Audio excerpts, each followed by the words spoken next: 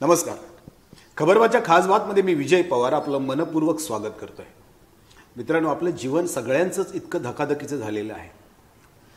बघा ना, प्रत्येक वेळेला आयुष्यामध्ये तडजोड ही आपल्याला करावीच लागते. आणि जेव्हा तडजोड आपण करत असतो त्यावेळेला आपल्या मनामध्ये कुठेतरी अशी एक खंत असते, कुठेतरी असं एक आपलं खतखतच असतं, मी सगळं का करतोय. बाहेरून आपल्या मनावरती परिणाम करणारे अनेक घटक आहेत, आतून आपल्या मनावरती परिणाम करणारे अनेक घटक आहेत. आणि ह्या घटकांना सोबत घेऊन मग आपल्या मनाची परिस्थिती, आपण मग त्यातून राग, द्वेष, मोह, माया, मत्सर या सगळ्या गोष्टी घेऊन आपण सोबत जगत असतो. पण हे जगणं होतं का हो खऱ्या अर्थाने? हे जगणं होत नाही. हे रोजचं मरण असतं आणि हे मरण घेऊन आपण जगत असतो. मग अशा वेळेला आपल्याला गरज असते शांतीची, मेडिटेशन. मग हे आपल्याला कुठे प्राप्त होऊ शकतं? हे कुठून मिळणार आहे? आपण आहोत प्रजापिता ब्रह्मकुमारीज ईश्वरीय विश्वविद्यालयाच्या नवीन पनवेलमधील डिवाइन म्युझियममध्ये बसलेलो आहोत आणि माझ्यासोबत आहेत गिरीशभाई. नमस्कार. गिरीशभाईंची ओळख सांगायची तर गिरीशभाई ह्या संस्थेशी गेले 20 वर्ष जोडल्या गेलेली आहेत आणि ह्या 20 वर्षात त्यांनी याच विषयावरती, म्हणजे तुमचं मन आणि तुमची मनाची व्याप्ती, तुम्ही शांत कसे व्हाल याच्याविषयी ते बोलत असतात. आपण त्यांना याविषयी आज प्रश्न विचारणार आहोत. गिरीशभाई नमस्कार. नमस्कार. मला सांगा की प्रजापिता ब्रह्मकुमारीज ईश्वरीय विश्वविद्यालय ही जी एक संकल्पना आहे, एक अध्यात्म केंद्र आहे. आमच्या सगळ्या जे प्रेक्षक आहेत त्या प्रेक्षकांना हे ऐकायला आवडेल, म्हणजे ही संकल्पना नेमकी काय आहे. मनामध्ये असलेले त्यांच्या प्रेक्षकांच्या सुद्धा, पाहणाऱ्यांच्या सुद्धा काही किंतु परंतु आहेत, तर ते दूर झाले पाहिजे. तुम्ही आम्हाला ह्याविषयी सांगा. जैसे आपने कहा कि प्रजापिता ब्रह्मा कुमारीज ईश्वरीय विश्वविद्यालय ये एक अंतर्राष्ट्रीय educational, socio spiritual, value based एक संस्था है और इसका परम उद्देश्य मानव जीवन में हमारी जो क्वालिटी ऑफ लाइफ है उसको और अच्छा करने के लिए, जीवन के समाज के विभिन्न क्षेत्रों में जो लोग जुड़े हुए हैं, जैसे कि कोई डॉक्टर है, कोई इंजीनियर है, कोई टीचर है, कोई बिजनेसमैन है या कोई स्टूडेंट हो, तो जीवन के हर क्षेत्र में ऐसी कोई मूलभूत बातें होती हैं जो हर जगह पर हमें उपयोगी सिद्ध होता है. लेकिन अफसोस की बात यह है कि आज हमारे जीवन में वो जो मूल्य होने चाहिए, जो वैल्यूज होने चाहिए, उसका बहुत ज़्यादा कमी है. अर्थात मानव ने बाह्य जगत में हमने बहुत तरक्की कर लिया है. हमने साइंस, टेक्नोलॉजी बहुत ज़्यादा हम आगे बढ़ चुके हैं. लेकिन फिर भी अगर आप क्वालिटी ऑफ लाइफ को अगर देखें तो आज डाइवर्स केसेस बहुत ज़्यादा है, सुसाइड केसेस ज़्यादा है, बीमारियां बहुत ज़्यादा हैं, हार्ट अटैक कहें, कैंसर कहें, गुस्सा बहुत ज़्यादा है लोगों में, आक्रोश बहुत ज़्यादा है, खुशी कम है. तो यहाँ हमको एक छोटा सा मिसमैच नज़र आता है. जो है और जो होना चाहिए उसमें थोड़ा सा एक भेद है. तो प्रजापिता ब्रह्मा कुमारीज ईश्वरीय विश्वविद्यालय की विद्यालय है. यहाँ पर कोई भी व्यक्ति एक स्टूडेंट बन करके जीवन को कैसे जीना है, शांति से, आनंद से, खुशी से, हेल्दी लाइफस्टाइल क्या होता है, भले वो रिस्पेक्टिवली अपना काम करे, कारोबार करे, घर संभाले, अपना 24 घंटे के जीवन को और एनहांस कैसे कर सकते, और ब्यूटीफुल कैसे बना सकते, और इजी कैसे बना सकते, और हैप्पी कैसे बना सकते हैं, उसकी शिक्षा प्राइमरली इस ईश्वरीय विश्वविद्यालय में हमको मिलता है. तो आप कह रहे थे जैसे मैं 20 वर्षों से यहाँ जुड़ा हुआ हूँ, तो पिछले 20 वर्षों से जीवन को सही मायनों में देखना और उसकी यथार्थता को समझना, उसे एक्सेप्ट करना और अपने जीवन में थोड़ा सकारात्मक परिवर्तन लेकर आने की जो शिक्षा है वो यहाँ पर दी जाती है. आपने अभी कहा जीवनामध्ये सकारात्मक परिवर्तन यायला हवंय आणि ती तुम्ही इथे लोकांपर्यंत पोहोचवता. करेक्ट. की तुम्ही जीवनाकडे कसे पाहाल. बरं. जीवनाचे 2 प्रवाह प्रत्येक वेळेला आपण सोबत घेऊन जातच असतो. प्रत्येक माणसाकडे 2 प्रवाह आहेत, म्हणजे निसर्ग हा 2 प्रवाहांनीच बनल्या गेलेला आहे. तसंच जीवनाकडे सकारात्मक आणि नकारात्मक 2 प्रवाह आहेत. पण बऱ्याच वेळेला माणसाच्या मनावरती नकारात्मक प्रभाव जास्त होतो आणि मग सकारात्मकतेच्या प्रभावाखाली फार कमी आपल्याला पडावं लागतं. मग अशा वेळेला तुम्ही मेडिटेशन ही जी गोष्ट आहे तुम्ही ते साकारता येते, तर ते नेमकं काय आहे मेडिटेशन, त्याचा फायदा काय होतो? करेक्ट. जैसे आप कोई भी विद्यालय में जाएं, एक स्टूडेंट जब पढ़ाई करता है तो उसमें बहुत सारे सब्जेक्ट्स होते हैं, कोई एक सब्जेक्ट नहीं होता है. वैसे ही हमारा ये जो ईश्वरीय विश्वविद्यालय है, यहाँ पर भी कुछ सब्जेक्ट्स होते हैं, और जब हम उन सब्जेक्ट्स को बहुत अच्छी तरीके से अपने जीवन में धारण करना शुरू करते हैं तो हमारे जीवन में सकारात्मक परिवर्तन आता है. एक्चुअली लाइफ में आप जैसे कह रहे थे सकारात्मक और नकारात्मक दो प्रवाह होते हैं, ऐसा नहीं है. सकारात्मक बनना या नकारात्मक बनना ये एक व्यक्ति की उसका अपना एक चॉइस है, सोच है. हाँ, सोच वो भी अपना एक चॉइस है. अच्छा. मैं या तो सकारात्मक सोच सकता हूँ या नकारात्मक सोच सकता हूँ. लेकिन होता क्या है कि बचपन से एक जो बच्चा पैदा होता है उसका जो वातावरण है, घर का जो सराउंडिंग्स है, माता पिता हैं, स्कूल के टीचर्स हैं, फ्रेंड्स हैं, शायद हमारा वातावरण ही इतना नेगेटिव हो चुका है, वो हर पल नेगेटिव चीजों से एक्सपोज हो रहा है. म्हणजे आमच्या आजूबाजूला सगळे हे नकारात्मक गोष्टी घडत असतात. हाँ. त्याचा प्रभाव आमच्या मनावरती सतत होत असतो. करेक्ट. तो उसमें क्या हो जाता है कि फिर वो बच्चे को उसी आधार से जीवन जीने की एक आदत पड़ जाती है कि नकारात्मक सोच जो होता है वो बहुत नेचुरल आने लग जाता है, क्योंकि उसने सराउंडिंग में ही वैसे नकारात्मक लोग हैं, नकारात्मक विचारधारा वाले परिस्थितियों को उन्होंने फेस किया हुआ है. तो ब्रह्मा कुमारीज में इन सब को हैंडल करने के लिए हमारे पास कुछ सब्जेक्ट्स हैं, जैसे कि मेडिटेशन एक सब्जेक्ट है. मेडिटेशन एक ऐसा सब्जेक्ट है जहाँ पर हम अपने मन के विचारों को एकांत में बैठ के बहुत कॉन्शियसली, वो मेरा एक चॉइस होता है कि अगले 5 मिनट के लिए मैं अपने मन को विचार दूं, मैं डिसाइड करूं कि मुझे क्या सोचना है. जैसे कि एक एग्जाम्पल देता हूं आपको. अगर मैं आपसे पूछूं कि क्या आपका हाथ आपका सुनता है? अच्छा. मेरा हाथ तो हमेशा मैं जैसा चाहूंगा वैसा मेरा हाथ बढ़ेगा. तो इसका उत्तर है कि मेरा हाथ मेरा सदा सुनता है, मेरा पाँव मेरा सदा सुनता है. प्रश्न, क्या मेरा मन मेरा सदा सुनता है? अच्छा. अब ये जो मन का जो विषय है या जो सब्जेक्ट है, कोई स्कूल में, कोई टीचर ने, कोई किताब में, कोई सिलेबस में या कोई माता पिता ने इसको हैंडल ही नहीं किया है. हमने बचपन में ABCD सीख लिया, भाषा सीख लिया, साइंस सीख लिया, हिस्ट्री सीख लिया, ज्योग्राफी सीख लिया, लेकिन मानव जीवन का जो मूलभूत आधार है उसकी, हाँ, उसके जो विचारधारा है, उसका जो पर्सनालिटी है, उसका जो बिहेवियर है, उसका जो सोचने का ढंग है, उसका जो नेचर है, ये सब्जेक्ट्स पे हमने नहीं हैंडल किया. अब वो बेचारा छोटा बच्चा जो है वो उसकी रिस्पॉन्सिबिलिटी हो जाती है, वो किस प्रकार से अपने मन की बात तो घर पे भी नहीं होते और मन की बात तो स्कूल में भी नहीं होती है. उसका विचार कोई करता ही नहीं. तो उस गैप को फिल करने के लिए ये ईश्वरीय विश्वविद्यालय पूरे विश्व भर में 8000 से ज्यादा हमारे सेवा केंद्र हैं. वो छोटे छोटे गांव में, छोटे छोटे शहरों में हमारे छोटे छोटे सेंटर्स होते हैं. वहाँ पर हमारे जो राजयोगा शिक्षिका होते हैं, राजयोगा टीचर्स होते हैं, और वहाँ पर हम ये मेडिटेशन की प्रोसेस जो होता है वो सिखाते हैं, जिससे कि हमारे मन की जो आंतरिक शक्तियाँ हैं वो सब जागृत हो जाएं.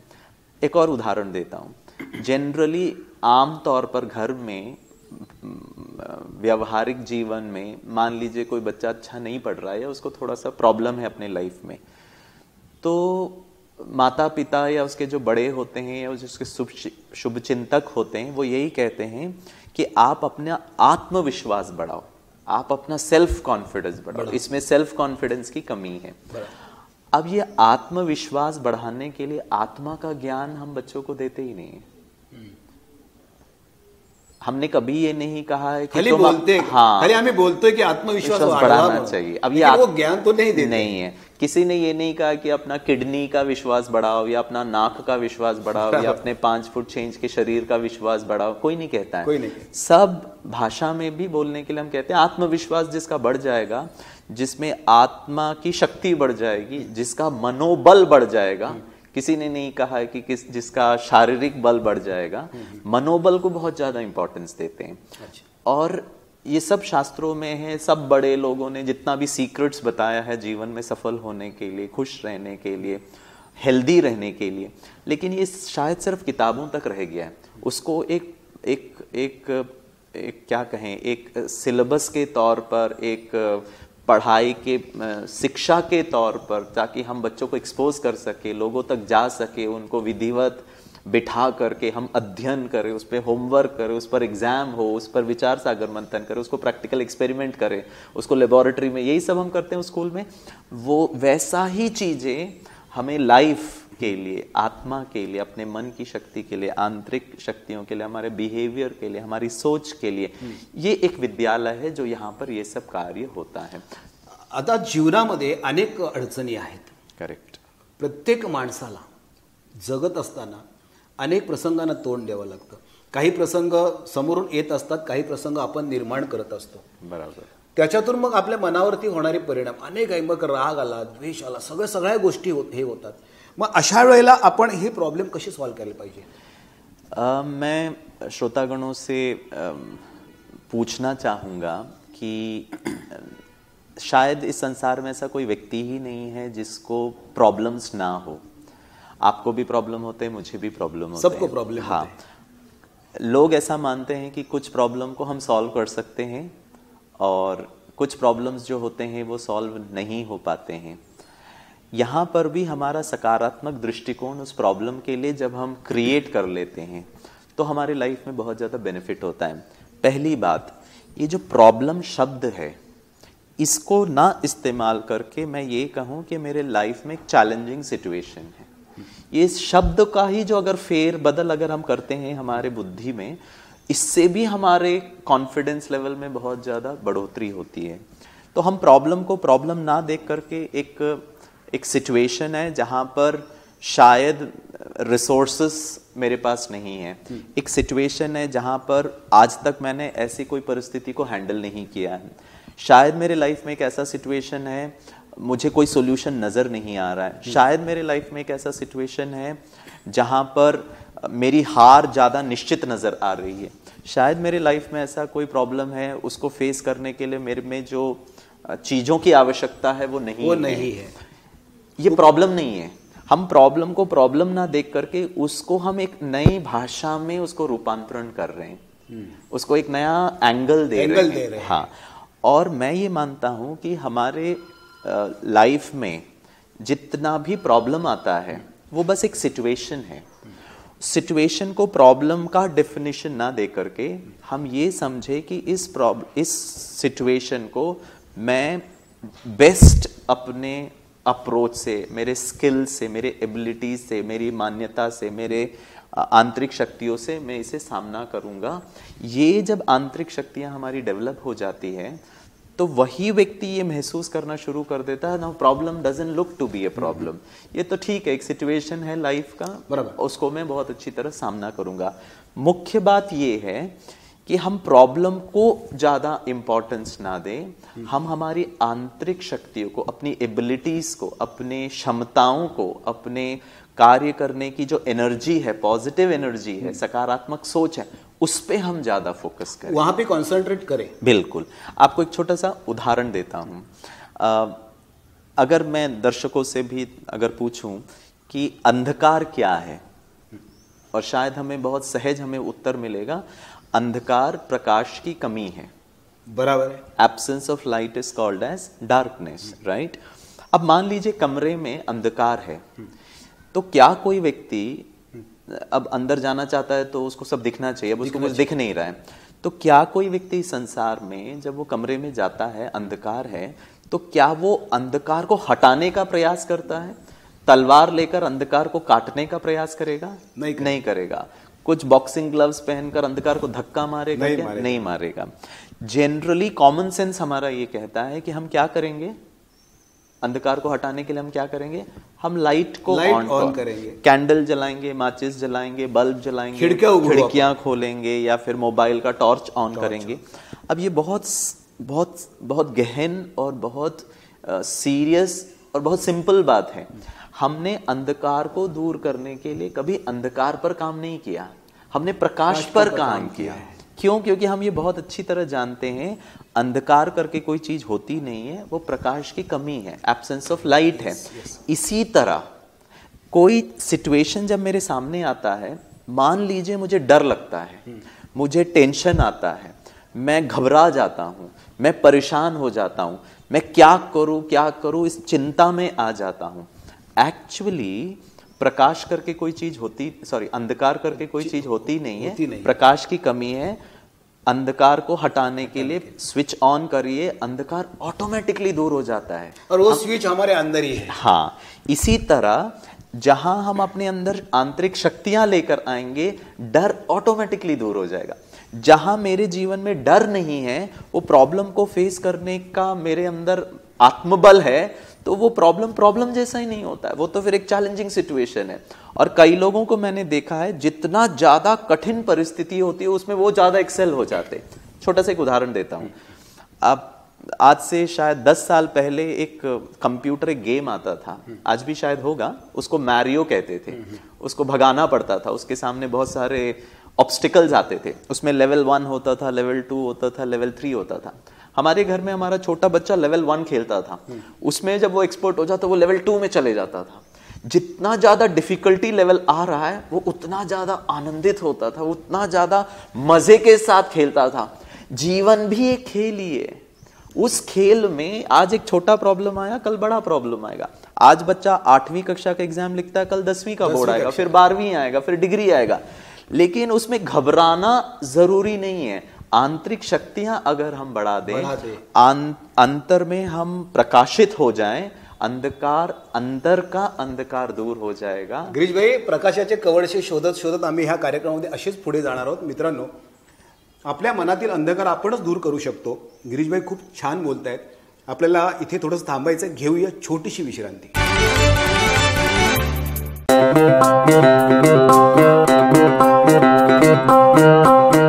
Zip your wallets, don't worry, money will travel swift and fast, cause TJSB का नया है ये मैजिक ट्रांज़ैप ऐप।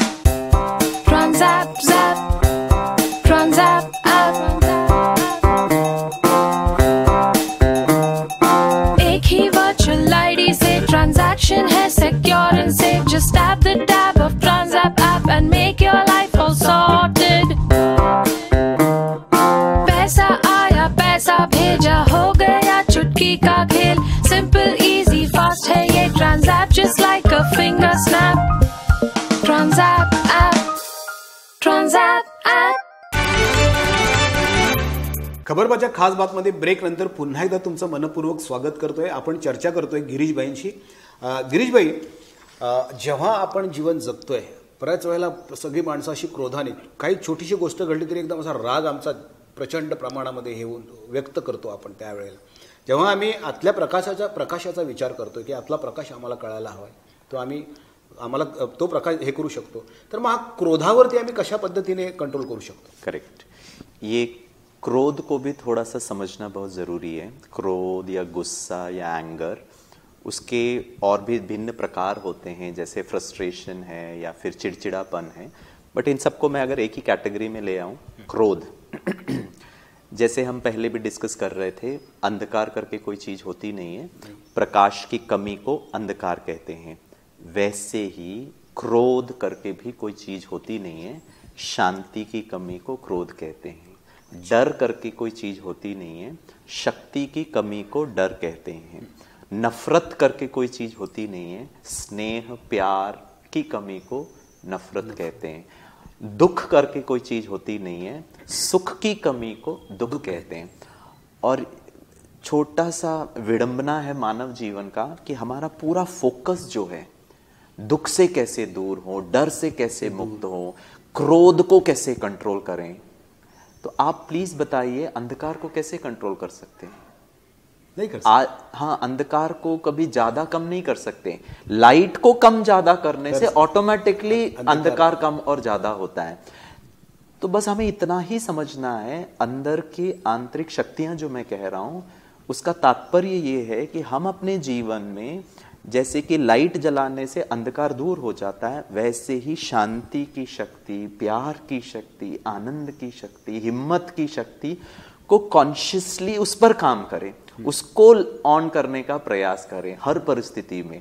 जितना ज्यादा मैं ये करना शुरू करता हूं, मैं जीवन में ये पाता हूं कि मेरे जीवन में से डर कम हो रहा है, नफरत कम हो रहा है, इनसिक्योरिटी कम हो रहा है, क्रोध भी कम हो रहा है। तो विशेष तौर पर अगर आप स्पेसिफिकली क्रोध पर बात कर रहे हैं, अगर क्रोध को मैं कंट्रोल करना चाहूं या क्रोध को मैनेज करना चाहूं, तो ये अपने आप में स्टेटमेंट गलत है। हम क्रोध को कंट्रोल नहीं कर सकते। बस हमें ये समझना है कि हमें अपने जीवन में शांति की शक्ति को बढ़ाना है। जितना मेरे जीवन में मैं शांति को कॉन्शियसली चूज करूंगा, उतना कम मेरे जीवन में क्रोध आएगा। अब प्रश्न ये है कि शांति को कैसे बढ़ाएं। अब वो शांति को बढ़ाने के लिए ही, और वो क्यों जरूरी है, क्योंकि व्यक्ति जितना डरता है या क्रोध करता है या परेशान होता है, उसका डायरेक्ट असर वो हमारे शरीर पर होता है। इसीलिए आज समाज में या देश में विदेश में बीमारियां बहुत ज्यादा है। बराबर। थोड़ा दुख के साथ कहना पड़ रहा है कि सारे विश्व में भारत नंबर 1 है with maximum heart attack. Bharat में सबसे ज्यादा डायबिटीज, ब्लड प्रेशर, बहनों में कैंसर की बीमारियां, इतने सारे रोग हैं। और कारण का असू शकतील? इसका कारण ये है कि हमारी संवेदनाएं क्या है।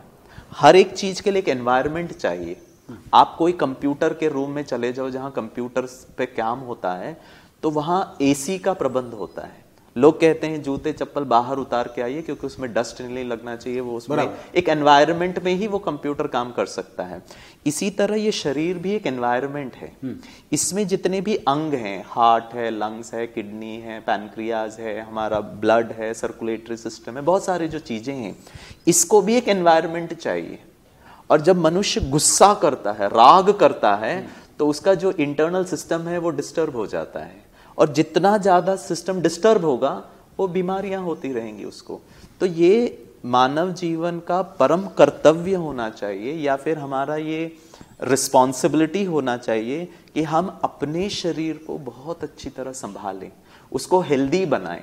और हेल्दी का अर्थ ही ये है कि हम इन संवेदनाओं के साथ इसको हमारे जीवन में हम नहीं लेकर आए, जो नेगेटिव इमोशंस हैं हमारे, और पॉजिटिव इमोशंस के साथ हम जीवन में रहें। गिरीश भाई, सुख आणि शांती ह्या दोन परस्पर एकमेकांवरती अवलंबून असलेल्या गोष्टी आहेत। सुख आणि शांती याचा मेडिटेशनशी काही संबंध आहे? बिल्कुल। सुख हो, शांति हो, आनंद हो, प्रेम हो, शक्ति हो, ये मेडिटेशन एक ऐसा प्रोसेस होता है जहां पर हम अपने ओरिजिनल स्वरूप में आते हैं। अर्थात जो मेरे रॉन्ग आइडेंटिटीज हैं, मेडिटेशन में हमारा मन, कई लोगों का ऐसा प्रश्न होता है कि मेडिटेशन में हमारा मन नहीं लगता है, हमारा मन भटकता रहता है। मेडिटेशन में भी भटकता है? हाँ, मेडिटेशन में ही ज्यादा भटकता है। वो इसलिए है क्योंकि जब हम मेडिटेशन करते हैं तो हमारा ये अप्रोच होता है कि मेडिटेशन के दौरान हम अपने मन को स्टॉप करने का प्रयास करते हैं। अच्छा, उसको कम करने का प्रयास करते हैं। और कई लोग तो ये कहते हैं कि मेरे मन में कोई विचार ही नहीं आना चाहिए। मैं एक छोटा सा लॉजिकल प्रश्न पूछना चाहूंगा, क्या मेडिटेशन करते समय आप अपने हार्ट को बंद करने का प्रयास करते हो क्या? नहीं। क्या आप अपने सांसों को बंद करने का प्रयास करते हो क्या? नहीं। हार्ट धड़क रहा है, सांस चल रही है, और फिर हम मेडिटेशन करते हैं। एक्चुअली मेडिटेशन में मन को स्टॉप करने की जरूरत ही नहीं है। वो क्यों इतना ज्यादा चल रहा है, वो इसीलिए है क्योंकि हमने हमारे जीवन में अपने आप को बहुत सारा रॉन्ग आइडेंटिटीज के साथ अपने आप को रिलेट कर दिया है।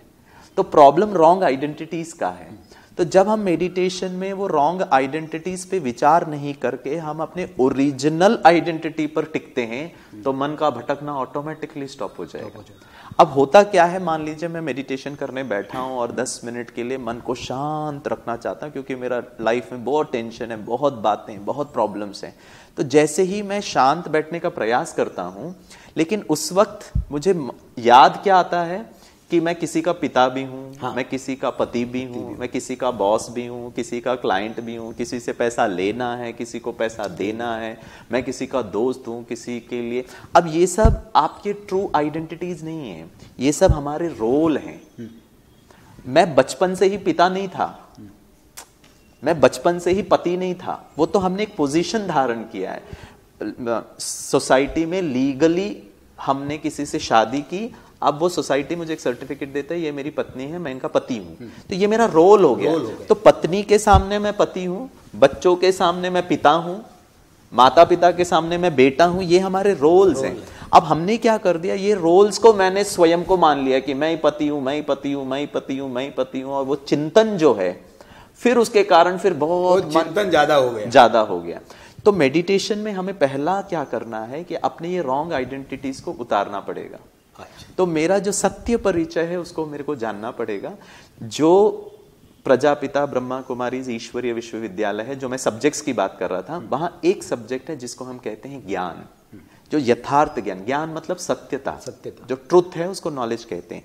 कि मैं इस शरीर से अलग, मैं अपने इन रोल से अलग एक चैतन्य शक्ति हूं, एक ऊर्जा हूं, एक एनर्जी हूं, एक लाइट प्रकाश हूं, जिसको आध्यात्मिक भाषा में आत्मा कहते हैं, रूह कहते हैं, स्पिरिट कहते हैं, साइंटिफिक लैंग्वेज में इसे हम एनर्जी कहते हैं। जितना मैं अपने ओरिजिनल आइडेंटिटी में रहूंगा, उस ओरिजिनल पर्सनालिटी, अभी मैं पति समझकर बैठूंगा तो मेरे को अपने बच्चों का पढ़ाई लिखाई वो सब याद ऑटोमेटिकली आ जाएगा। अगर मैं अभी मैनेजर की कुर्सी में बैठ के काम करूंगा तो वो पूरा मेरा जो भी रिस्पॉन्सिबिलिटी वो सब आ जाएगा। इसी तरह जितना मैं अपने आत्मिक स्थिति में टिकता हूं, 1 मिनट, 2 मिनट, 5 मिनट, तो ऑटोमेटिकली आत्मा के अंदर जो शक्तियां हैं वो है सुख, शांति, आनंद, जो आप कह रहे थे, वो ऑटोमेटिकली वो फीलिंग्स आ जाएगा। जितना मैं सुख शांति को अनुभव करूंगा, जितना मैं प्रकाश को अनुभव करूंगा, उतना कम डर, उतना कम गुस्सा, उतना कम अशांति, उतना कम परेशानी। और फिर लोग कहेंगे आपको डर ही नहीं लगता है। डर इसीलिए नहीं लगता है क्योंकि मैं अपने आप को हिम्मतवान, शक्तिशाली, सर्वशक्तिवान का बच्चा हूं, ऐसा मैं महसूस करता हूं। जैसा मैं सोचूंगा वैसा मैं बनूंगा, जैसा मैं सोचूंगा वैसा मेरे आचरण में आएगा। और आपके आचरण में क्या आ रहा है? निडरता आ रही है, खुशी आ रही है, प्रेम आ रहा है, लेट गो की भावना आ रही है, गलती हुआ तो माफ करने की भावना आ रही है। फिर लोग कहते हैं आप बहुत अच्छे हो, पति अच्छा हो जाए, पत्नी अच्छी हो जाए, बच्चे अच्छे हो जाएं, यही तो हमारा जीवन का उद्देश्य। विचार बदला, तुम्ही बदलाल। बिल्कुल, एवढंच याच्यातून आपण सांगू शकतो की अपनी सोच बदलनी चाहिए। करेक्ट, सब आ जाए। हाँ, तो ब्रह्मा कुमारीज जो है हमारा, जैसे ये डिवाइन म्यूजियम है यहाँ पर नील हॉस्पिटल में है, वैसे ही हमारा ब्रह्मा कुमारीज का सेवा केंद्र भी है पनवेल में। आप यहाँ पर आकर के जीवन को किस प्रकार से अच्छी रीति से जीना है, अपने जीवन के अंधकार को कम करने के लिए, लाइट को ऑन करने के लिए यहाँ आकर बहुत डिटेल में, फ्री ऑफ कॉस्ट है, इसमें कोई चार्जेस नहीं है, फ्री ऑफ कॉस्ट में आकर के इसका बहुत अच्छी तरह अध्ययन, जो हमारे सब्जेक्ट्स हैं, इसका अध्ययन करके अपने जीवन में आप स्वतः पाएंगे, कुछ करना नहीं पड़ेगा। जितना ज्यादा डर कम होगा उतना ज्यादा आप में हिम्मत और कॉन्फिडेंस आएगा। उस कॉन्फिडेंस से आप जीवन के किसी भी क्षेत्र में हात लगाएंगे, वहां सफलता आपको मिलना शुरू हो जाएगा। मित्रांनो, आजच्या आपल्या एपिसोडमधून गिरीश भाईने आपल्याला मनाचं रहस्य नेहमी उलगडून दाखवलेलं आहे की तिथून सुख आणि शांती आपण कशा पद्धतीने मिळवू शकतो आणि आपलं जीवन सुंदर करू शकतो, आपलं आरोग्य चांगलं ठेवू शकतो। हे सगळं काही मनाशी निगडित आहे, म्हणून आपण आपला विचार बदलला तर आपण निश्चितपणे बदलू शकतो। हे निश्चित गिरीशभाईने आपल्याला त्यांच्या वक्तव्यातून सांगितलेले। गिरीशभाई, आजच्या कार्यक्रमात तुम्ही आलात, खूप चांगली माहिती दिली, त्याबद्दल मी खासबाततर्फे तुमचं खूप खूप मनपूर्वक आभार मानतोय। तर मित्रांनो, पुन्हा एकदा आपण अशाच नवीन व्यक्तीसह नवीन विचार घेऊन भेटणार आहोत, पण त्या अगोदर आमचा पत्ता लिहून घ्या।